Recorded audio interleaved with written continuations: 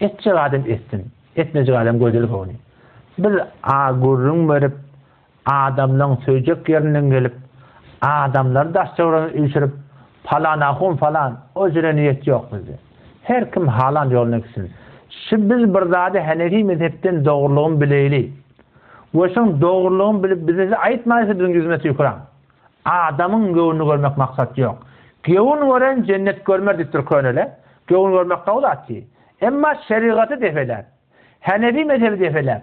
Palan takdir bizden kıyın olacak. Palan akım bizden kıyın olacak. Kıyın olsa olsun. Huda kıyın olmasa oluyor. Narazi olsa olsun. Allah razı olsa oluyor. Adamlan gövünü görmek niyetimizde yok.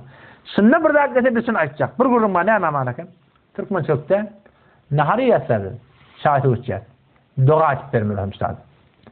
Bir ortamda Kur'an okuyup yine dua açıp vermiyor. Bir görevli Hanefi mezhep şuna kanı neymi diye.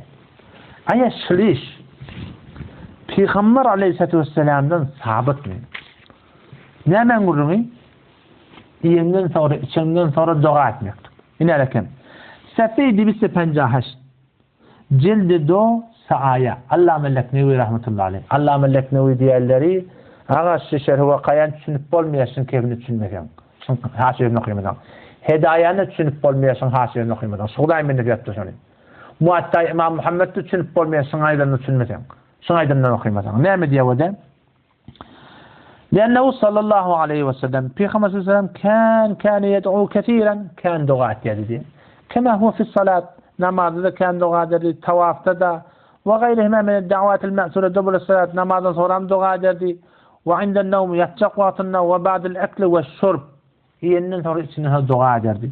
Ve misal ذلك yani gurun hemen ولم يرفع يديه ولم يمسح بها وجهه elini kaldırıp dua etmedi, yüzünü de sürtmedi. Hanefi mezhebin fıkhalarına ettiğiniz Müslümanlar. Hanefi mezhepte, ehli sünnette taamdan sonra her kim öz duasını öğretmeli. Okuyup Kur'an okumalı, Peygamberden sabit değil. Her kim öz duasını öğretmeli ve elini kaldırıp dua etmeli değil. Elbette burada da ben evime akım olan çağırdım. Çağırdım. Her kim de öz duasını sünnete mutabık öğretti. Sen de akınağı benim hanım adamı dua edip derdiysen. İki vakta bazen bolsa men de hiç doğası böyle emin insan bundan ilgisi yok. Ama taamın doğası değil. Taamın doğası üstad elhamdülillah ellezî at'amana ve sakana ve cealena minel muslimin. Babur gördüm. Mimam bolsa üstad bu dua etmeli. Allahümme at'imani ve asqimen sakani. Bunun doğası. İznin sonra bu duanın alarak taraf ölçüne edebiliyor. Ekele ta'amukumul ebrar ve sallat aleykumul melaike ve ektere andekumul saimun. Bu duanı etmek sünnetiniz abi. Nebi Aleyhisselatü Vesselam'da Müslüman doğullum. Hanefi mezhebin ulemaları şeyle bir zat, sabit zat. Ama kalalları ne mi? Kalalları şu Türkmenin arasında bir yön olan zat. Olakon takdirle bilmeyemiştik mi? Olakon takdirden bilip kendi zatları ayrıptırlı bizim aramızdan.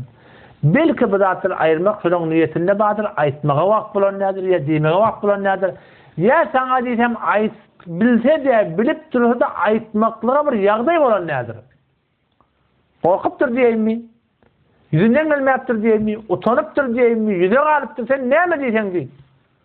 Biz ulemalara bir ihtiram etmek niyetimiz yok. Yine hulasa aydılman kalıp şu ne biz düşürüyor. On bir diğer yaş olan aydanlar Olakon takdirle bilmeyaptır mı diye. Öyle Müslüman doğan açıklar bir guruna ayıp vereyim. Olakon takdirle aydıptır ya aytmaptırın gurunda. Biliyemiye bilmeyelim de gurunda. Şu at bizim aramızda bir sizatla boluptu. Biliptu doğru değerlerini yüreği biliyaz. Aydıp bilirdik. Biliyaz yüreği doğru değerlerini. O çebete öyle bir söyleşi ettiye. Neyme alakamanı? Avvalla bir gurunda ettim. Ne alakam şu ehl-i sünnet ol cemaatte ne mi tutuluyor? Eydi kadirikum tutuluyor.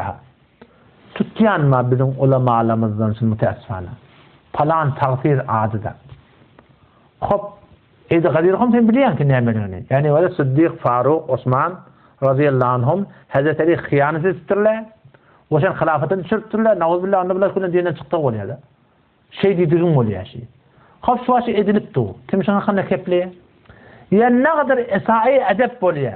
Filmlerin üstünden, başka bırakların üstünden. Ehli İslam'a. Kim sana kanına kepliyor?